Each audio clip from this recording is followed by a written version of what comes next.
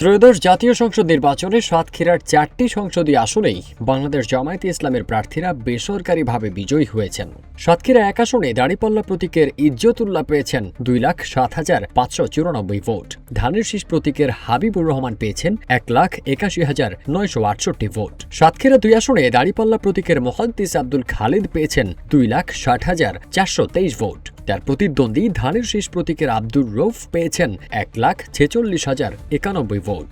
সাতক্ষীরা 3 আসনে দাঁড়িপাল্লা প্রতীকের রবিউল বাশার পেয়েছেন 1,32,873 ভোট। তার নিকটতম প্রতিদ্বন্দ্বী ফুটবল প্রতীকের ডক্টর শহীদুল আলম পেয়েছেন 93,834 ভোট। ধানের শীষ প্রতীকের কাজী আলাউদ্দিন পেয়েছেন 48,734 ভোট। সাতক্ষীরা 4 আসনে দাঁড়িপাল্লা প্রতীকের প্রার্থী গাজী নজরুল ইসলাম পেয়েছেন 1,05,462 ভোট। তার নিকটতম প্রতিদ্বন্দ্বী ধানের শীষ প্রতীকের ডক্টর মোহাম্মদ মনিরুজ্জামান পেয়েছেন 84,424 ভোট। উপজেলার রিটার্নিং কর্মকর্তাদের কার্যালয় সূত্রে এসব তথ্য পাওয়া গেছে।